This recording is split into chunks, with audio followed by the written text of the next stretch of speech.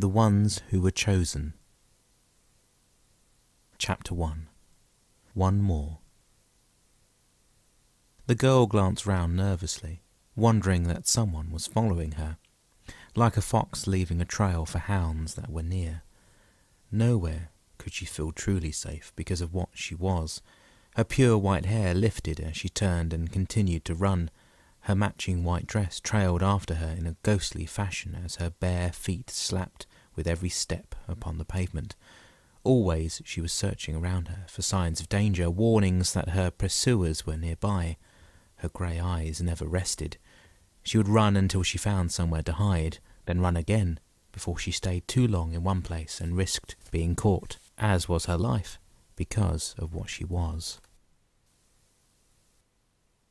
The woman slammed the door. Hoisting the strap of her handbag up her shoulder, she stormed away down the stairs. From inside the apartment, silence ensued. Lucas, aged 19, stood just inside staring at the closed door.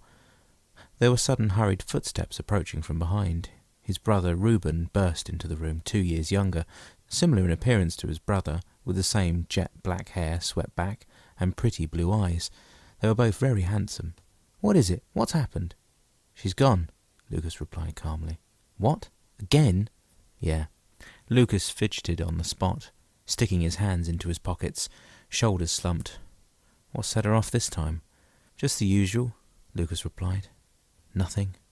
His tone was weary. "Well, what do we do now?" Reuben asked. There was a pause. "Lucas?" Lucas looked back at his brother with a devilish glint in his eye. "I say we make some fun." Drake leant forwards on the desk with a huff, listening to the teacher drone on and on about something he had long since lost interest in. It was chemistry, a subject he usually enjoyed. However, lately it had become more and more tedious for him. Now the lessons just dragged. Drake was an ambitious adolescent, nearing 20, soon to leave the comfortable routine that college offered him. He looked forward to this, and his dreams were big, but nothing his teachers or his career advisors offered him was appealing, and he had yet to find something he wished to pursue. For he had skills that others hadn't, skills he wished to use, if only he knew where. Drake watched the teacher moving his lips and walking back and forth before the class, waving his arms around as he talked as he always did. Drake found himself wondering then, if he tied the man's arms to his side, would he still be able to talk? His eyes drifted out of focus, as did his thoughts. He snapped back seconds later when the teacher suddenly raised his voice in enthusiasm about a particular point he was making. His lecturer was a fat, balding man with glasses, friendly enough, if not a little annoying at times. The other students seemed to be paying more attention. They had their books and pencil cases out and about their desks.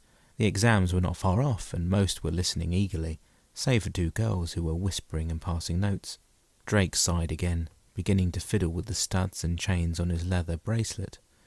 He then checked himself in the reflection in the window beside him, flicking back his light brown hair and admiring his own handsome features. He sighed again, before returning to the doodling in his book. Naturally good at art, though, not interested in taking it on as a subject. Now he added the finishing touches to his picture. A large-breasted woman fighting with a sort of giant sea serpent, her hair sweeping dramatically back, and spear thrust out at the serpent in mid-lunge, its jaws gaping. "He's up there," Lucas said. "Are you sure?" "Positive." "How do you even know his timetable?" Reuben asked, climbing up on his brother's shoulders. "I just know, okay?" Lucas retorted, rising from his kneeling position to a wobbling stand. "Stand still," Reuben hissed. "Get closer to the wall." Lucas did so, stumbling as he struggled to keep his brother straight and balanced as he held onto his shins. He gave a cheeky grin through the window they stood before to the classroom inside. Many of the students had noticed them, and more were turning to glance curiously their way. "All right up there?" Lucas asked, diverting his attention back to his brother. "Yeah," his brother called back. Inside the classroom on the 2nd level, Drake had seemed to have suddenly noticed something drawn on the table. He glanced up at the teacher, then lifted his pencil, contributing to it.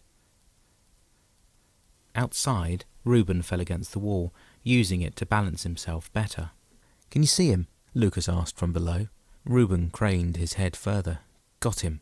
Lucas brought out a tiny metal ball from his pocket. "Here." He threw it to Reuben, who caught it swiftly, Reuben held it carefully in one hand as he tapped on the glass lightly. Drake was distracted from his graffiti by a tapping noise.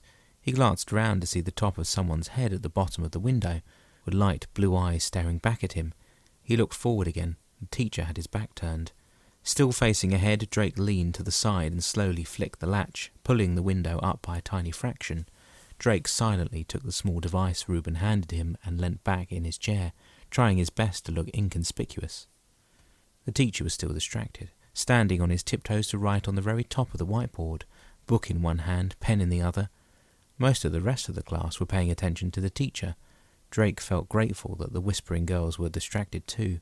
He quickly wrote a note upon his desk and then turned his attention to the thing Reuben had handed him.